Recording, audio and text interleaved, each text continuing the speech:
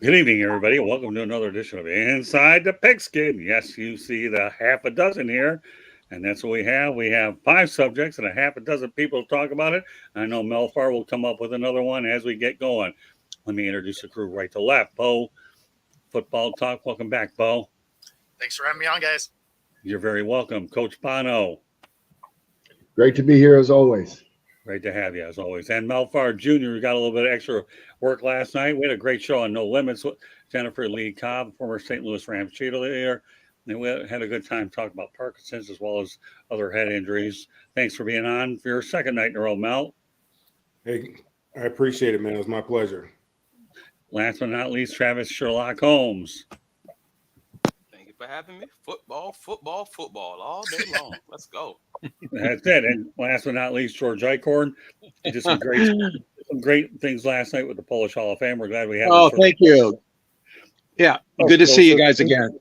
Yeah, we didn't have you last week on Wednesday night, but we made it work like we always do here on the network. So, with that said, before we get going here, I want to let everybody know that Inside the Pigskin is being broadcast around the world. The audio version of Inside the Pigskin can be heard on iHeartRadio, Apple, Spotify, Google, wherever you get your podcasts. Please hit the red subscribe button on YouTube, South Florida Tribune. We're striving for 1,000 subscribers. Please also comment, like, and share the broadcast. Yes, I go ahead and talk faster so you didn't know if it was a run-on sentence or not. The only thing running is my mouth. Okay. Want to be a guest? No problem. Send your topic ideas to southfloridatribune@gmail.com. Want to advertise cost efficiently? Call me at 954-304-4941. We broadcast live on Facebook, LinkedIn, Twitter, and YouTube. Website, www.southfloridatribune.com. Twitter, @Tribune South. Candy Ebling is behind the scenes. She's working on a lot of the stuff with the website. But boy, she was very, very busy last night, filling in when we really needed her. And again, she's a tremendous asset in more ways than we'll ever know. All right, give you an overview of the subtopics tonight. We're going to talk about Aaron Rodgers, Colorado State, Brock Purdy, Dwayne Rock Johnson, and the New York Jets. That gives us whatever else Mel comes up along the way. Let's get it going. Aaron Rodgers had Achilles surgery. Is it realistic that he'll be able to return for the NFL playoffs, Bo? No. So the fastest timeline that I saw was 5 months turnaround, which would give him almost exactly the Super Bowl. With that team, Zach Wilson under center, there's no way they make it that far, unless they get a veteran that can make it happen. And even if they do, if they make it that far, they're going to roll with whoever got them there. Fair enough. Coach? Well, I just, I sent you guys Bo, I would have sent it to you, but there was an article where I guess he's having this, new surgery. That's where that's stemming from, that he could be back. But I kind of, I think it's going to have a lot to do with where the team goes. You know what I mean? Obviously, if they can play to their strength, which right now is their defense and their running game, they might have a chance. If they get into games, which, I think Dallas's defense is outstanding, and I think they're going to make a lot of offenses struggle this year. The bigger test really are to kind of see where they're at will be, this week against New England. But I would say the odds are probably greater that he does not make it back this year than not. Fair enough. Okay, Mel? Yeah, we talked about this yesterday a little bit, and similar to what Bo said. If they should happen to catch on fire and are in the playoff hunt, why would you bring somebody, bring him in and play? Because obviously, they found something and it's working, and you probably want to continue to ride that horse as far as you possibly can. Achilles are very, very tricky, and especially at his age, he has to be very careful. The Braves, I remember, had a pitcher here, Mike Soroka or something like that. He had an Achilles injury, came back and was just walking in the clubhouse and tore the Achilles again. So he missed 2 years from an Achilles. So you got to be real careful. And I've seen guys come back. I remember Terrell Suggs came back early. He was playing basketball or something like that. And, when you get hurt not playing football, you don't get paid. And he came back sometime, maybe sixth game or something like that, after something like that happened. So And I was very surprised because, you got to put a lot of pressure on that Achilles when you're rushing the quarterback. So I was very surprised to see him come back early. And there was somebody else that I think came back from Achilles injury. I think it was Cam Akers that might have came back from Achilles We'll injury turn it over to Travis. than a lot of people suspected. So, but, at his age, he's got to be very careful. And then, what's the reason? Why? Why put yourself at that risk? I mean, this year is a lost cause. They might as well just try to put all their eggs in next year's basket. All right, Travis. Well, when we talked about this last week, to Mel's, everyone's made great points overall, but to Mel's immediate point that he just made, as far as what's the reason, what's the cause, what's the purpose at this point, I would say the purpose for Aaron is simply kind of, and I think I brought it up last week a little bit, like, hey man, he doesn't have a dog, he doesn't have a girlfriend, doesn't have family. Like, his reason is football is his reason. Like, that is his drive. It doesn't even seem to be stemming specifically for money. It's just, hey, football is the thing, and doesn't sound like he wants to coach it even at this point. It's just like, hey, this is the drive. So he goes through this innovative surgery to try to make it back by mid-January, and Godspeed to him, but just to Bo's point, I don't know how if you make it to the playoffs in that division, with the Dolphins, Jets, Bills, Patriots, like, if you make it into the playoffs in that division, you probably are doing all right at the quarterback spot, or at least in an 8 to 9 win sneaking in situation. I can see maybe in that situation if Aaron's all right, and it's such a low probability thing, just everything putting it together. But we're talking to top 1% of athletes. Like, so, as much as I say I'm talking out of my behind, and it's just a low probability, all these guys are low probability scenarios. So you know what? I don't know. Maybe, like, if Rodgers is all right and is 50% Aaron Rodgers better than 100% Zach Wilson? Maybe, probably. Like, that's a ridiculous. That's a hard question. I mean, yes. Yeah, that does kind of make you think in philosophical ways. All right, George Eichhorn's back on. Go ahead, George. Give me your take on whether Aaron, as a Rodgers, turns back to the active roster or whether he stays off of it. I would find it very unlikely that he'd be able to. I mean, he's such a gutsy performer. Obviously, if it's physically possible, he would want to. That being said, I agree with what most of you guys have said. I mean, if the season depends on how the season is going also. If they're facing a real challenge to make a wild card spot and they're contending, well, then maybe. But then again, you got to give credit to the quarterback that's there now, whether it's Zach or someone else that's leading them to the charge. So it's kind of a, possible scenario, Scott, but I think it'd be highly unlikely. Yeah, I mean, I'll say this. I'm not holding my breath. I doubt he'll come, but there's two key words that start with MM, modern medicine. Yeah, so you always want to say modern medicine.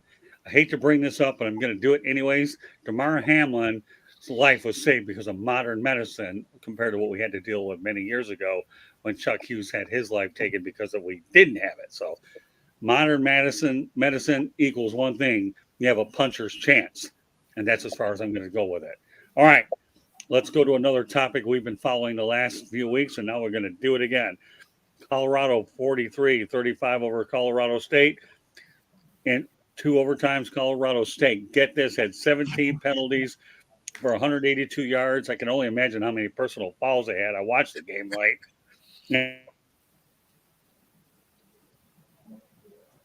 And Jay Norvell made sure that his team came to prepared, and Deion Sanders realizes that this was going to be a route that he'd have to earn this one. So, when you think about the fact that I thought it would be a route, I give Jay Norvell a lot of credit. I didn't like the nature of all these personal fouls, late hits. I get it. It's a state rival. I really, really do. But for some reason or another, this one had bad karma to it, knowing that to me, in some ways, it crossed certain lines in terms of being dangerous. With that said, Bo, take it from there. Yeah, I mean, it was an exciting game. I mean, when you have almost 200 yards of penalties, the fact that they were that close at the end of that is amazing. But yeah, I mean, I didn't like the way it was played in that way. I'm all for it being physical and chippy and all of that. But when you get into the dangerous type of late hits, stuff like that, I don't like to see that, especially having played, like if somebody came in and hit any teammate like that, like, man, it could get out of hand right away. So I didn't like that the coaching didn't address that from the top immediately and kind of calm their sides down. It seemed to continue throughout the game. I don't know. It's not something you ever want to see. Yeah, and Shador Sanders, to his credit, had that late drive at the end and got Colorado tied. So we all know he's going to be a bona fide NFL prospect. So I handed off to Shador Sanders. I didn't like the nature of how this game. It had a bad feeling for me. It just did. But that said, Coach, you saw. I'm sure you've been following it the last few weeks. So you probably could gain a pulse of how you would have coached a game like this or what you saw from the outside. Take whatever approach or both if you see fit. Well, I mean, it was a sloppy game, obviously, with the penalties. And I think the officials knew it was going to be that way. I mean, they made a lot of calls early in that game. The reason there were so many penalties is that, in Colorado State's, they didn't ever adjust it. You know what I mean? You have to understand, play the game within the game. And, in rivalries, there's a lot at stake. I mean, it was I love the effort. I applaud the effort on both teams. I think Colorado State's got themselves a really, really good young quarterback as well. I mean, that kid is, he made some excellent throws. The hit that knocked Travis Hunter out of the game was very, very unfortunate. It was brutal. It was a horrible cheap shot. I thought the kid should have been ejected. And, if I'm Jay Norvell, man, I'm pulling that kid out of the game at least for a play or two, just to send the message, because that was unnecessary. I mean, it was really, really bad. It was a bad look for Colorado State. It's a bad look for college football, and really is a bad look on the officiating as well, because they probably they had enough grounds to he should have been tossed for that. That's my opinion. Okay, George. I agree, Coach. I feel the same way. When you see stuff like this happen, it's unfortunate. We saw this with Michigan and Michigan State, the famous tunnel incident of a year ago, and the two teams. There's so much emotion in these interstate rivalries, and you know what? They didn't help by the buildup either. Talking about sunglasses and making fun of Deion, interview techniques and stuff like that. I mean, there was all kinds of junk flying around leading up to the game, and the chippiness was there. I mean, you knew that was going to happen. But I agree. I mean, you have to take control of the situation. You're the referee, and you got to take control of that situation and run that game properly, because otherwise you don't know what you're going to get. And unfortunately, this is what happened. It got way out of control. Congratulations, though. Both teams played an exciting game. But Sander, I mean, it's just too bad that this has to erupt like this. Sorry. No, that's okay. I totally get it. All right, Mel. Yeah, I was a guy had tweeted, said that Colorado State played like the prison guards from North Dallas City. They were, and they kind of did. They are a much better football team than I thought. They're a very physical football team. Those safeties are extremely physical. I don't think that Colorado expected them to be as physical as they were, but they're a very physical team, very, very well coached team. I was trying to figure out who this guy was, man, that would make it. I don't know if I said this before, who would make that kind of comment. And so I was Googling him and, just reading up about him. And I see that, in 1985, they won the Big Ten championship. He went to Iowa and they played a little small school out west called UCLA in the Rose Bowl and got funked. And I didn't realize that he was on that team that we had actually played against him. But, think about this. Both coaches did what they needed to do. I mean, obviously, the coach, Coach Norvell, said he was, that comment was meant for his players, not anything against Deion Sanders. And that was the third highest rated late night football game in ESPN's history, and the fifth highest rated as far as viewers in all of time slots. They had 9.3 million people watching that game at 10 o'clock at night. Now, I fell asleep, and I popped up at about 2:15, 2:25, and I saw, man, no overtime. I mean, I was seeing double, and I'm saying, what, double overtime? How did that happen? I didn't realize that they'd fallen down by 11 and whatnot. So I was able to watch the end when I popped back up, but I mean, that's way past my bedtime. But that was a heck of a ball game, and got a lot of people watching it, and obviously a lot of people are talking about Colorado. And they should be, because they're a pretty doggone good football team. Now they have they have some tests coming up here the next 2 weeks, and we'll find out what they're really about here. But if they can't run the football any better than they've been running, it's gonna be tough sledding for them, because they cannot run the football and they cannot stop the run. And then they're missing one of their best players, who's actually two players, because he plays on offense and defense. Right. Yeah. Oh, that's interesting. Before I turn over to Travis, I got to tell you what my night was, and I did see the whole thing. I'm thinking about I'm up till 2 a.m. until this thing is over with. You ready? It takes me a little time to wind down. I have a show, The Professor and the Pupil, the next morning. Okay, that morning at 9:45. We're talking about pro wrestling, and if that wasn't enough, I had the Miami Marlins and the Atlanta Braves game, and I had to be at the ballpark at 11:30. Oh and my! and then I didn't get back until probably 5 or 6. So it's safe to say that it was a pretty interesting game. The Marlins blew out the Braves 16-2. So I had no problem writing what I needed to there. It wasn't a hard story to compose. I'm working on it. But, when you think about it, it was a late game. And that rivalry, I mean, I don't care about all the hype that led up. Let's face the reality. A lot of people wanted. You had Fox's pregame crew was out there, ESPN. You had every individual, the big name on there. One of them we're going to talk about in a moment that was there. So, you know what? If you could draw that well that late with all the buildup, then somebody promoted the daylights out of it, and they did it really well. All right, Travis. No, you said it.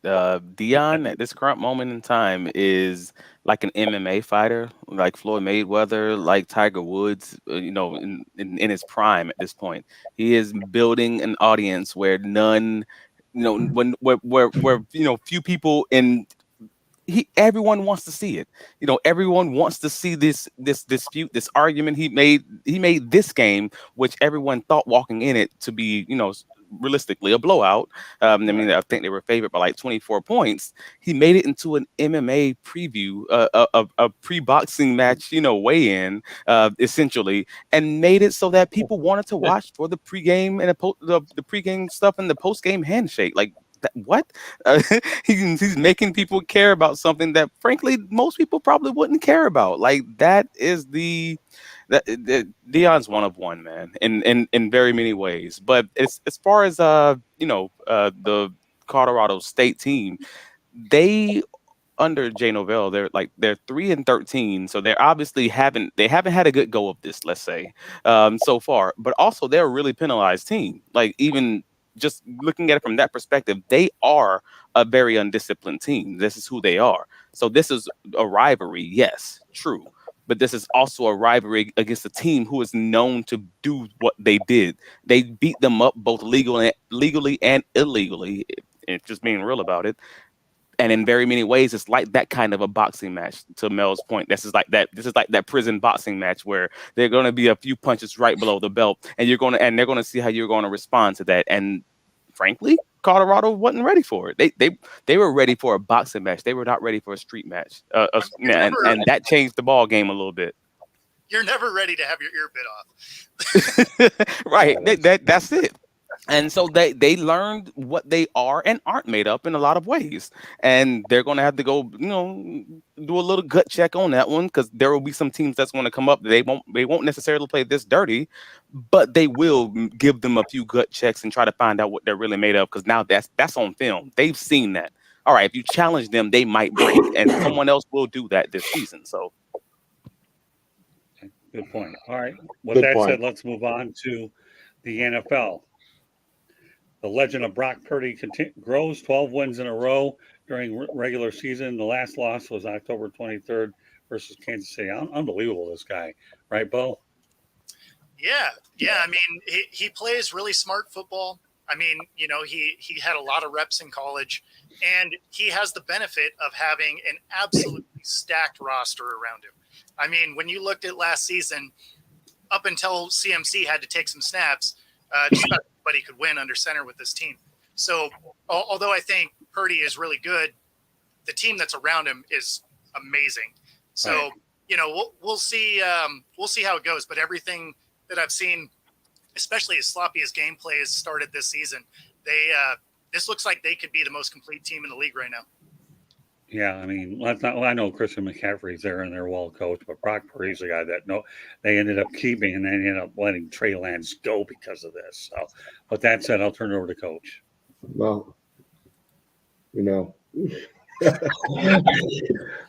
Was that one of your stops? It was one of my stops. I actually came in on the tail. He was on his way out when I came in last year. Oh, really? So heard a lot about the kid. Saw a lot of film on him. So I'm not, I can't say I expected him to do what he's done, but just knowing his character and his makeup and how he's been raised and groomed in the game, it's not totally surprising. I think Bo hit it right. That team, they're a complete team. They need someone to really go in and not necessarily carry them, but execute in that offense, in that system, make good decisions. And for a young guy, I mean, he's really been able to excel at that. That's what he's done the best, is not make rookie mistakes, which there's a lot to be said for that. George? Yeah, I agree. I mean, he's a very intelligent guy once he's on that field. His skills are obvious. It's just an amazing run right now. Purdy is doing a great job. Of course, he's surrounded by a lot of good people. And of course, I say that they're one of the favorites to win it all this year. I mean, it's an amazing story. It continues, like you said, Scott, going back all the way to last October. So he's an intelligent player. He knows how to call a game. I know he's getting help with that. Of course, I know that with the coaching staff, and they're calling a good game too. But just his on-field intelligence, I'm very impressed with, and he's in control of the situation. He doesn't panic, and it shows with the wins coming, his way. Okay, Mel. Yeah, like Coach, I can't say I expected it, but it doesn't surprise me to say that he's doing as well as he's doing. I did get an opportunity to watch him a few times play in college, and it was always left the game after watching it very impressed with him. So it doesn't surprise me that he is doing as well as he's doing. I don't think anybody had the foresight to be able to predict that he'd be playing at the level that he's playing at. But they caught lightning in a bottle, and lucky for them. Now they have this window now where they don't have to pay a quarterback, and they can really do some things. And they got a very competent quarterback. I mean, I look at him; he's like John Stockton or Magic Johnson. He's just a point guard. He just gets the ball to the playmakers. That's what his responsibility is. Just get out the way and let the playmakers make plays. They got a defense that that likes to get after the passer. I mean, they have a formula. They get up early, and then the teams have to start to drop back and pass, and those guys pin their ears back, and they get after the quarterback. And then they can just run the football, wear them down in the second half by running the football and playing the possession game and shortening the game and get on out of there with the win and do the same thing next week, similar to what Indianapolis used to do when they had Peyton Manning and Edgerrin James and all those guys. They get ahead early, and then they pin their ears back in the second half. It's very, very difficult, for teams when you know exactly what it is they're going to do. But yeah, Brock Purdy's done a great job. And like I said, it's not anything I expected, but it doesn't surprise me. Travis. Yeah, and it stinks that he got hurt in the playoffs last season or this streak. We wouldn't just be talking about regular season wins. We'd just be talking about straight wins in a row.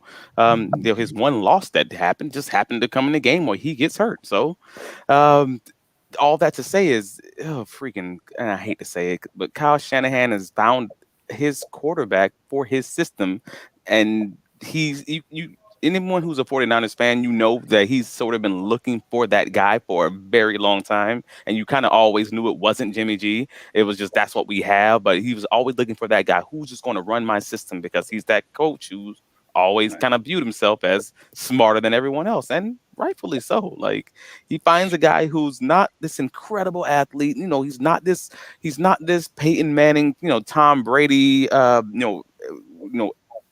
prime Tom Brady. He's not that. He's just a guy who's more like, honestly, rookie Tom Brady. A guy who's not going the guy who takes over for Drew Bledsoe and just runs the offense. The early Ben Roethlisberger. No one's who's going to have great numbers, great stats. Just adequate, just better than average, just above average, and he's going to run your offense and not make too many mistakes, and that will get you wins in a Kyle Shanahan offense because he's always going to have a good defense and he's always going to have a great running game. And if you're a fan of any other team, that is going to be problematic for the next few years because, like you guys said, he's going to be on that cheap contract. Well, I'll close out the topic by saying this, is if we needed to really reinforce it anymore, guys like Tom Brady, Brock Purdy realize that you can find good quarterbacks later. You really can. So, all these first, second, third round quarterbacks are what they are, but when you get them later, you know what you have called hidden gems. And you got guys that are angry that say these guys were picked ahead of me, and there's nothing more than bigger motivation than an angry player that was passed up by everybody multiple times. But hidden gems and angry. Would you mind?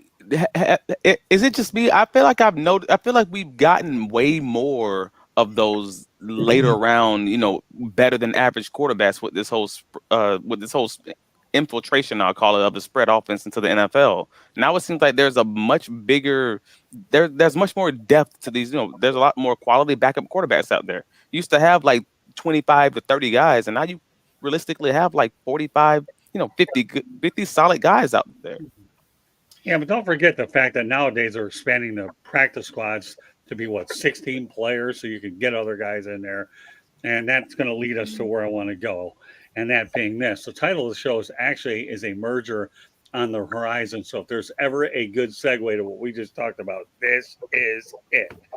Dwayne "The Rock" Johnson mentioned the possibility of an XFL USFL merger. Actually, on College Game Day, I watched it. He was in town promoting. So what do you think, Bo? Yeah, I mean, it was something that I thought was going to happen when it was the XFL and the AAF. You basically have two startup leagues that kick off. They kind of solidify a little bit, and then you merge them together because you then end up with your conferences, excuse me, similar to the way the NFL came together. And then you also get to double the size of the league without having to actually do anything. And so you get to save some money by not having to run two different programs. You get to double the size of the league. You get to include more of more of the U.S. because more cities have a team. So, I mean, it would be great for it. It's happening sooner than I thought it would. I thought they were going to have to run independently for a couple of years to just prove they were viable on their own. But yeah, I mean, it would make sense to have them come together. Coach?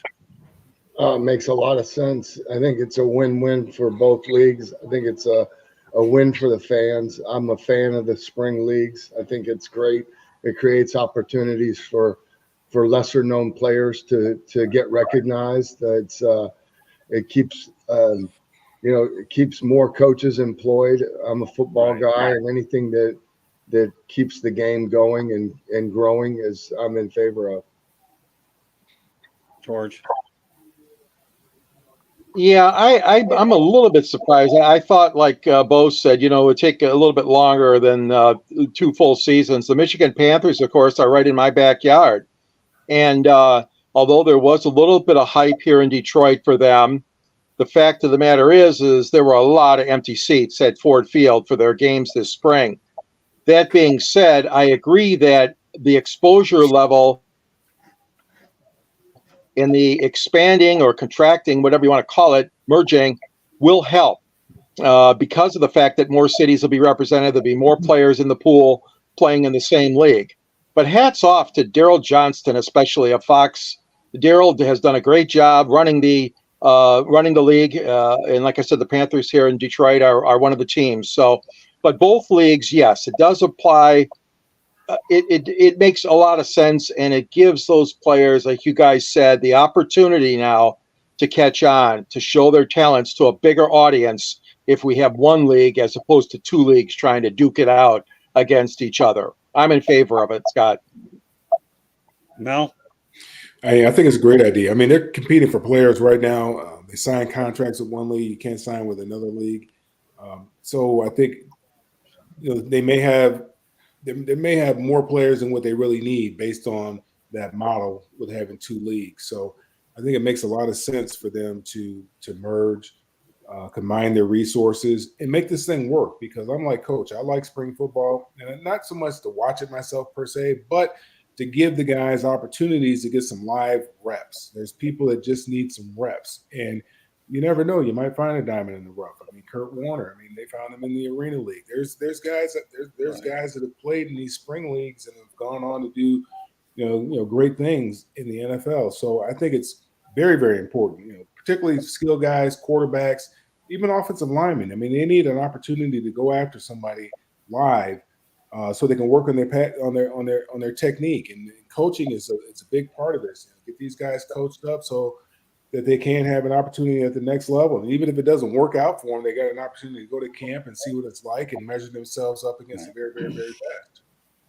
Yeah. Travis?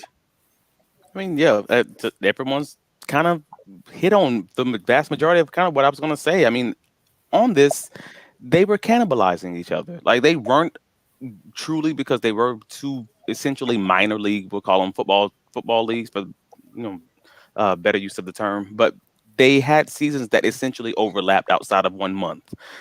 So it became problematic, and it's the best decision long term for them, obviously, is to make it into a bigger one bigger league. But also, back in February, they announced that arena leagues were going to come back, and that was going to be a second quote unquote professional league that was going to be that they were going to have to compete with individually. And all three of them competing at the same time, they know, we've seen this book, we've seen this story, that was not going to work. So at least coming together, maybe they can put the death blow to arena football. I can absolutely see that being a possibility, and pulling players and pulling resources and things of that nature just by their pure existence, if they can get this thing hammered out. But now, knowing that they're not competing with each other and they're on that same schedule, yeah, I can absolutely see this being successful, or at least having a higher probability of being that. And you got The Rock, and you got all these famous people already associated with it. I think this could be a good little developmental league for the NFL, and that's probably their best case scenario. I just want to let our audience know that here in South Florida, we are dealing with some rainy tropical conditions. So if we run into technical problems, bear with us while we go through this. The only thing I'm going to mention about this is I covered the old USFL, played 18 games. So here's what's going to happen. Number one, the XFL was kicking the tires with the Canadian Football League for such we had a North American. That never worked out. And I can see why there would be differences. We have the Canadian dollar versus the American dollar, the differences in the playing field, or who would adapt to what set of rules. So I could see where that may have gotten tripped up. But I'm going to say this, and I'm going to go on record saying it. No, I'm not predicting a route this time in college football because I don't want to eat crow. Okay, I'll have to eat hospital food in about a week. Kidding. Well, I'm really not kidding about that, but I don't want to eat crow. Here's what's going to happen. It's not a matter of if, it's a matter of when.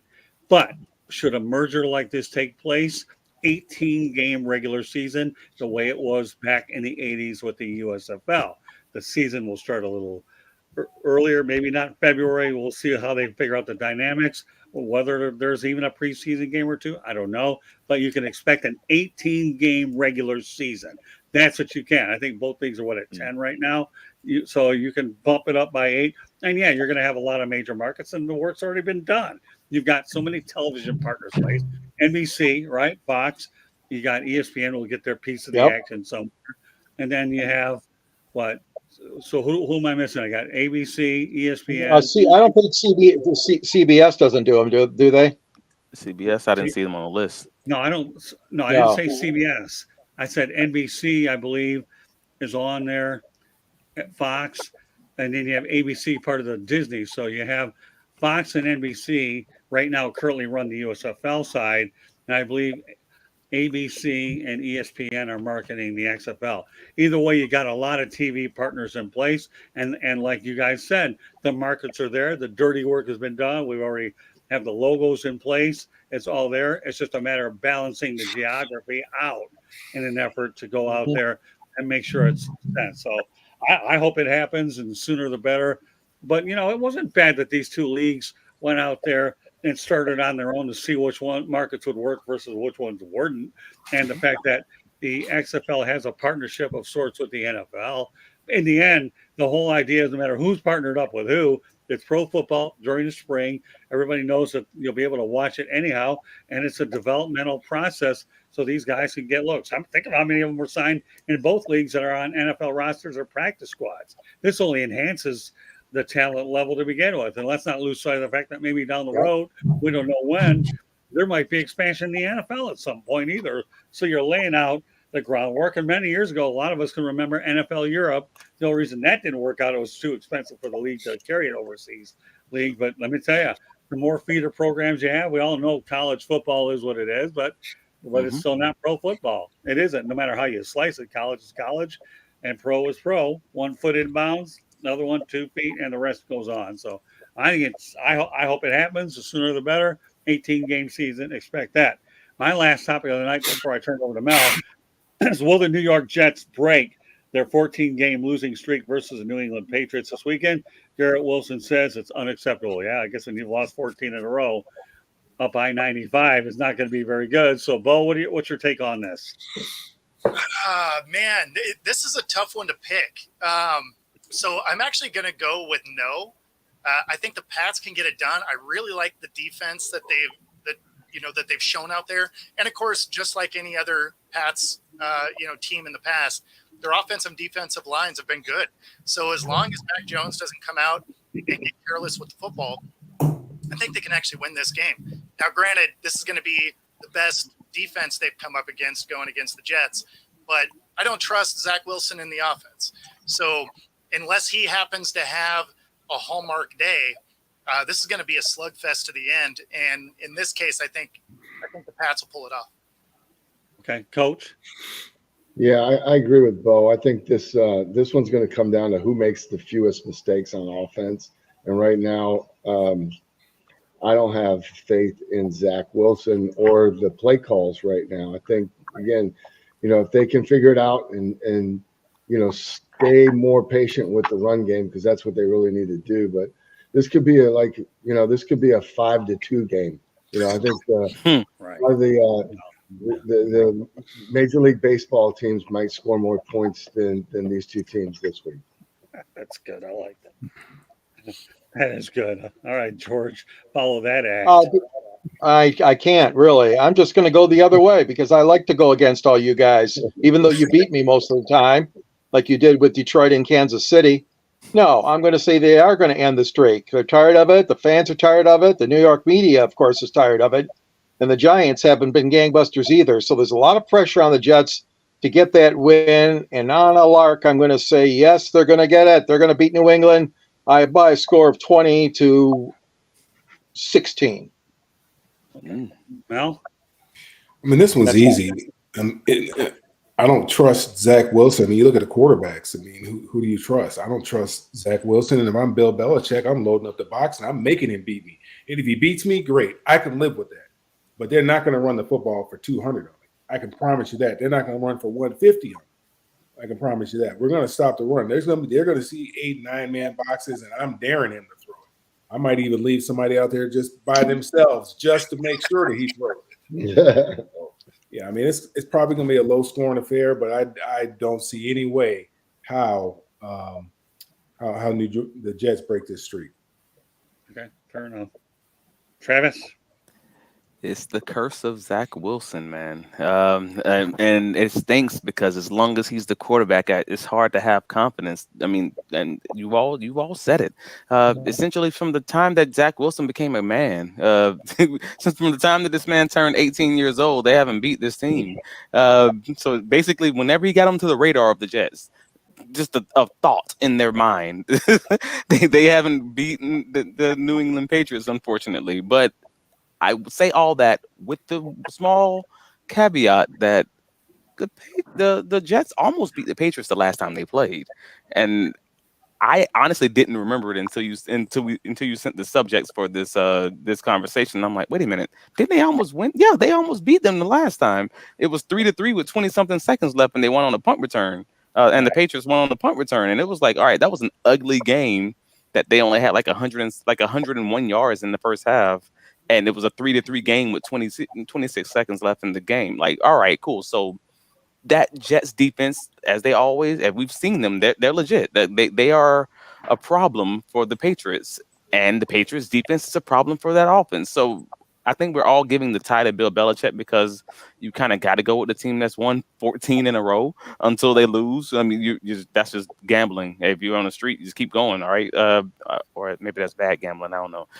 But yeah, yeah, you kind of have to lean to the guy who's won 14 in a row. But as soon as I say this, I'm like, I bet they're going to win. They're going to find a way to run the ball, or special teams are going to do something, something along those lines. But I'm leaning New England. Yeah, I'll conclude it before I turn over to Mel. 16-13 in favor of New England. At some point during the season, I do believe that Bill O'Brien and Mac Jones, that combination will work, and the Patriots will grow as the year goes on. Remember, the Alabama familiarity will ultimately come into play as the year goes on. But to me, the Patriots gave the Miami Dolphins game on Sunday night. But still, I am not comfortable with the Jets. And I'll make one other prediction before I do turn it over to you, Mel, that should the Jets lose, there will be a veteran quarterback brought into the Jets clubhouse next week. There will be. I don't know which one, and we'll save it for maybe Monday night, and I'll let everybody know there will be a programming note that we will be doing inside the Pigskin on Monday night next week, because I will be going in for some surgery on Tuesday. Want to make sure we stay in sync every week during the football season, so that'll be a programming note. So, with that said, Mel, what do you have? Yeah, just real quickly, just have one. You've been watching, Deshaun Watson. He's got about 8 games of work to look at right now, and you have to ask yourself, what kind of return on investment is Cleveland getting? I mean, is it worth what they gave up to acquire somebody, number one, who they didn't know how long was going to be suspended, and number two, was dealing with all the kind of stuff that he was dealing with? Why would I want to take on somebody else's problem, all of a sudden make that my problem? That's beside the point. They made that decision. Oh, do you think that the Deshaun Watson experiment is paying off for the Browns? I mean, this just feels like a very Browns thing to have had happen. They overextended themselves to get a guy that isn't panning out. That sounds like every quarterback situation they've had for 30 years. So is this what I expected? Yeah, kind of, actually. I thought it was a reach. I thought it was interesting that they did fully guaranteed for a guy that essentially wasn't going to play for 2 full years. And I don't know about habits you guys have, but I've never gotten better at doing something by not doing it for 2 years. Good point. All right, well, Coach, what are your thoughts on Deshaun Watson? You look at his numbers and Baker Mayfield's numbers right now. I think Baker Mayfield has a QBR over 100. Baker Mayfield's 2-0 right now. Deshaun is 1-1, but their numbers, I mean, how they're getting there is drastically different. Yeah. Obviously, Cleveland is, has been relying on a run game now. Nick Chubb is out. Yeah, that was really. They're bringing Kareem Hunt in here to take a look. Yeah, Pardon me? Very unfortunate. I mean, I hate to see that, and gosh, man, that's horrific. It's terrible. But I mean, I still think it's a little too early to, to say. I mean, obviously, last night wasn't wasn't great. That was kind of a, I mean, that was a those Ugly were game. two ugly games. Let's say it the way it was. I mean, two ugly games. I mean, Pittsburgh's got work to do offensively. I mean, their defense won the game. So, but it might be a little premature to really to call it right now. I think this guy's been a great player in the past. I think he's got an offensive minded coach, knows how to use them. I think Chubb going out the way he did in that game is going to affect that whole team, during that game. You know what I mean? They're all watching, they watch the heart and soul of that team go down that way. And, it's deflating, and they're on the road, and I think the jury's still out. I think, we'll see what happens. I hope you're right, because I took a flyer on Deshaun in fantasy, and it has not worked out.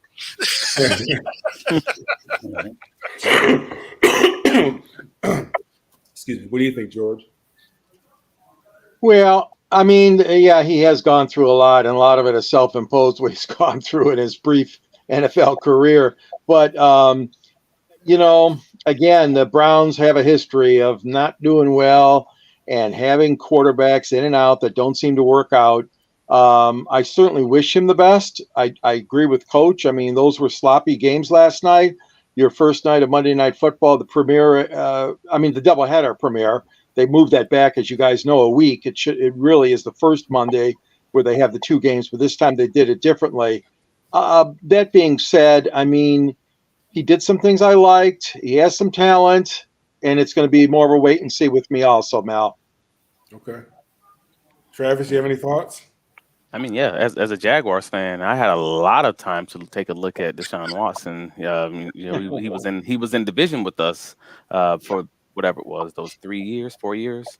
And I thought Cleveland was a weird fit to begin with, just to be real about this. And when we played them in the preseason, what was it, last year? And all the snaps that I saw of him then, I'm like, he looks horrible. And I thought that then, and I just it's just been something that's been on my head ever since. Like, oh, he hasn't gotten better. Nope, he hasn't gotten better. Nope, he still hasn't gotten better. And it takes me back to the original thought process of, I never thought Cleveland was a good fit in the first place. You were only going to be a good fit if you were going to bring in the offense that he was comfortable running. Like most other quarterbacks, that's what happens these days. Is if you bring that quarterback in, you're bringing that system with that quarterback. I mean, most of the better quarterbacks, I won't even say great quarterbacks, because most of the better quarterbacks, that's what's happening. That's not what happened here, though. Like the quarterback that he ran in, the system that he ran after his rookie year in Houston is the same offense he ran in Clemson, and that's what he was successful at, running that spread offense that a lot of the quarterbacks these days are running. Frankly, you're not seeing that in Cleveland, though. They're running a prototypical pro offense where we're going to establish the run game. We're going to be under center, 50 to 60% of the time. We're going to give you some play action, et cetera, et cetera, et cetera. And that's never been his game. From the start, that like the only time that was his game was also his worst years in his worst year in the NFL, his rookie season. So after a guy spends a year or 2 years, whatever it is, on the sidelines, and he's running an offense that he was never good running, and you signed him on a guaranteed contract to run that offense, all of this seems like square peg round hole. I'm just saying, like I don't want to just say give up on him automatically because of everything that happened off the field. But if I'm just looking at the tape and the scheme and all of that, what are we doing here? If you're going to give the guy a $200+ million contract, then put him in the offense that he runs, and if he fails, he fails. Or are you just trying to blow this sucker up? Like, what's happening here? What's the plan? Yeah, great analysis there, Travis. Scott, do you have anything you would like to add to it?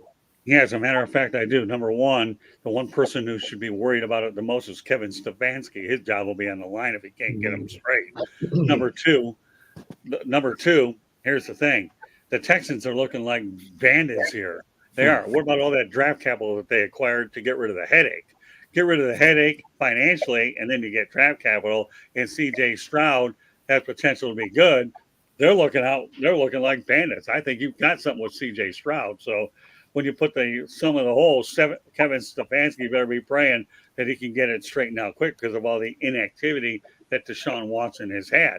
I don't care how good you are and how much talent. If you're off because of inactivity, I don't care whether the guy was on the practice squad, for the Texans just earning a paycheck. It's different when you're in live action. And now you suffer an injury to Chubb, then you've got a double-edged sword here. So Kevin Stefanski, when I have some good advice for you, pray and go to church, even if you have to go on a different day than Sunday, because I don't know what day they do confessions. Okay. And I'm not very big on that. Is it Wednesday night where you do confessions that I gotta, and again, I'm not big on religion. I'm just Saturday afternoon. Huh? Saturday afternoon. Yeah, Saturday afternoon. Well, make sure your Confessions. confessions are there that this guy doesn't cost you your job, because you're not getting paid $230 million for this guy to wreck your career. So, Oh man. we try to keep it real here inside the Pigskin. I don't talk religion, politics, but let's face the reality. I'll give you $230 million why you should be nervous. Okay. The unemployment line. And we all know that the Cleveland Browns, to me, don't mind getting rid of coaches. I used to think about George Steinbrenner getting rid of managers, but I'll tell you, the Cleveland Browns and Jimmy Haslam have made the art of getting rid of coaches one after another. And that's just a fact. So take it. Excellent point, Scott. You're right. Yeah. So yep. As we deal with questionable weather conditions, I'm glad we're able to get this puppy in tonight. So coming up after Inside the Pigskin, we have 108 Stitches baseball talk. Any closing thoughts from any of y'all? Oh, I just wanted to know everybody's thoughts on what do they think the Cleveland's going to do at running back. They talk about Kareem Hunt is coming in for a visit. Yeah. Well, you know what, Travis? We'll put that one on hold till next Monday night. How does that sound? I got you. Yes, sir. As the running back turns, okay? And now we're not talking about Melford Jr. We'll see how many running backs get picked up as, unfortunately, the injuries are starting to take place in week 2 of the NFL. It's not just running backs now. The quarterback started this. Aaron Rodgers only lasted 4 plays. Yeah, no, I know. That's true. Yeah, that's why we let off with Aaron Rodgers. Okay, now we're working away our running backs. We have a back. One's a quarter, one's a running. Go figure. That's a common denominator between the two positions. Okay. Yeah, I know about those. Burrow, he's gimpy. I mean, it's a tough business. It's tough. It is. Well, and they may go after Cam Akers too, because Cam Akers is on the trade block again. So that could be a viable thing for him. There's a reason why he's on the trade block. So that'll be an interesting conversation next Monday night. We'll see what running backs get picked up. So as Candy Ebling just mentioned, let's save that. Yeah, there's no doubt about that. So. But meanwhile, good show tonight. Appreciate the effort of every one of you. I don't appreciate Mother Nature throwing lightning in my left eye, but it doesn't matter. We're going to make sure everybody has an opportunity to let everyone know how they get hold of it. Bo, start off, please. Yeah, so you can find me on my channel, which is Football-Talk, and of course on Twitter, on my handle right there, Football Talk with Bo. Okay, Coach. You can find me right here on LinkedIn, Friday night, under the Friday Night Lights. Attaboy. Of course, we're going to be keeping you busy on a lot of other shows, including the one that we're working on with special teams. We're waiting for me to get out of the hospital and get a little bit better, and we're going to start it. But I'm working on some new wrinkles to make it really interesting all the way around. So I think Coach has faith in my ability to come up with some stuff. We'll make sure when we kick that show off, pun intended, kick off, okay, that we're going to make sure that we have a good return. Oh, that's speaking his language and lingo, isn't it? So look at this guy. All right. Although we know you're getting much better at this broadcasting thing, too. All right, George, go ahead.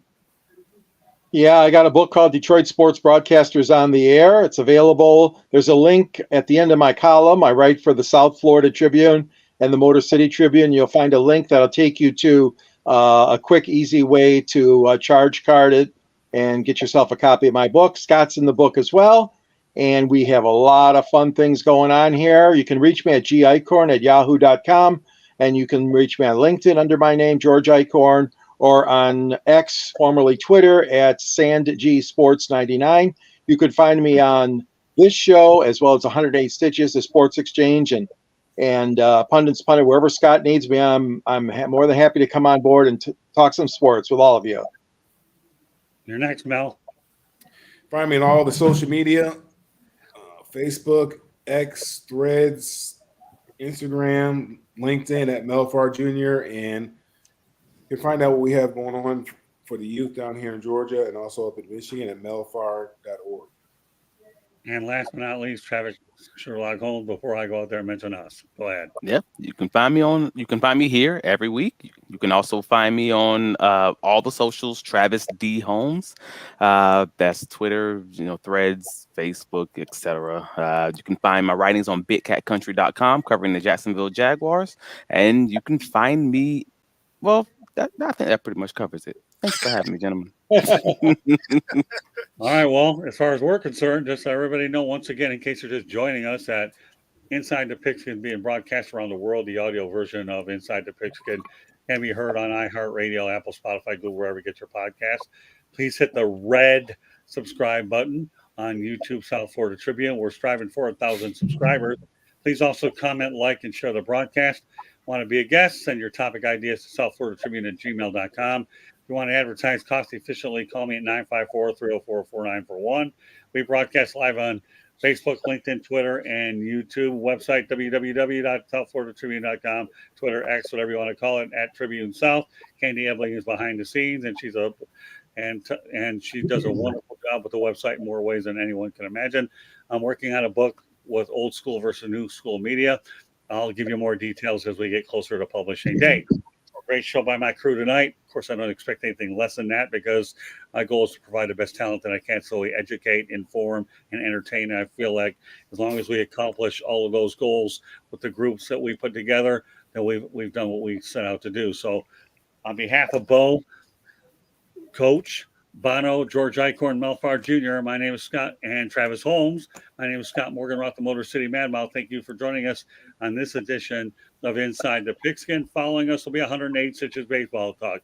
Good night, everybody. And once again, we will be broadcasting next Monday night. So please put that on your calendar next Monday night at around 8 o'clock Eastern time. So put that in there, and we hope that you can be with us then. Take care, everybody, and have a great football week. Take it easy, guys. Bye-bye.